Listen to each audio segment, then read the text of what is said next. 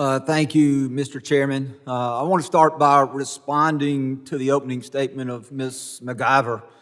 And I want the record of this committee to be crystal clear that I and my fellow Republicans, that we strongly condemn the senseless violence and lawlessness that we have watched unfold in California since last week. I want to commend the brave men and women of our state, federal, and local law enforcement, as well as our National Guardsmen and our United States Marines who have stepped up at a moment's notice to restore order and to protect America from chaos while we reaffirm the rule of law. It is a sad state of affairs when simply enforcing long-standing immigration law is used to justify violent riots, and even more sad that the far left is standing not with law enforcement, but with rioters and with illegal aliens. Today's hearing provides an opportunity to examine the Department of Homeland Security's efforts to deter, detect, and disrupt illicit maritime activities that have threatened our national security and have undermined the rule of law. I want to thank each of our witnesses for appearing today. Your expertise in your field is vital as we examine the challenges and as we seek to find solutions in securing America's vast maritime domain. From the Gulf of America to the shores of Alaska, the United States maritime border spans thousands of miles of coastline. It is comprised of waterways, shipping routes, and ports that facilitate commerce and play a vital role in our national security defense. While our national maritime geography is a strength, it also presents challenges. The Caribbean and Pacific regions in particular have become prime targets for cartels and criminal organizations. They use fast boats, fishing vessels, semi-submersibles to evade detection while moving narcotics, weapons, and human cargo into the United States.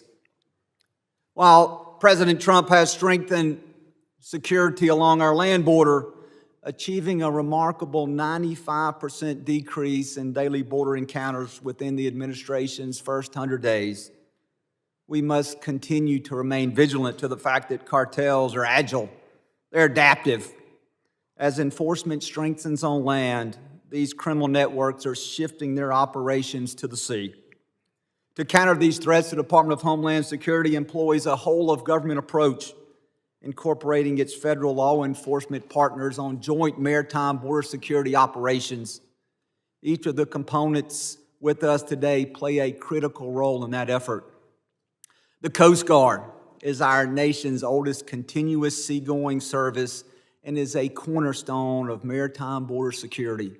With a unique blend of military, law enforcement, regulatory, and humanitarian roles, the United States Coast Guard is often the first and only presence in remote maritime areas.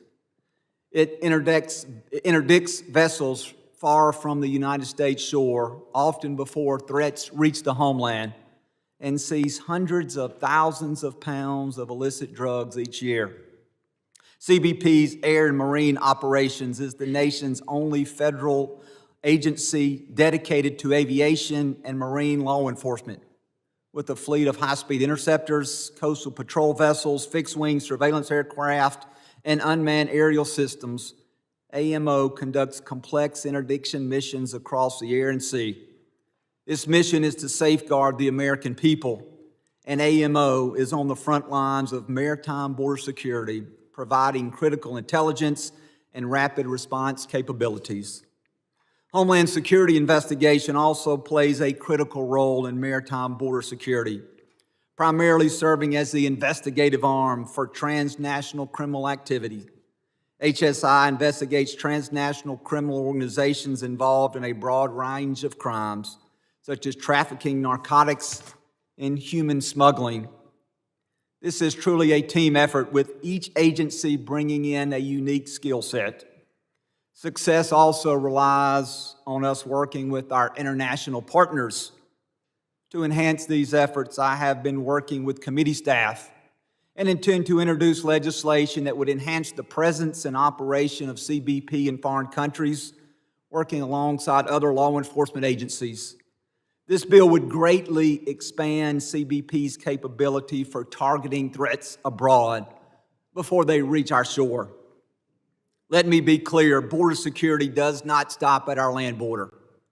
DHS maritime operations have resulted in an untold number of vessels being interdicted, with aliens attempting to illegally enter our country, as well as hundreds of thousands of pounds of illicit drugs seized annually at our maritime border. Securing our maritime border is essential to protecting our national security. Confronting these threats protects the safety of our families and communities across this great nation. I look forward to today's discussion and working with my colleagues to find solutions that enhance and prioritize maritime border security. With that, Mr. Chairman, I yield back.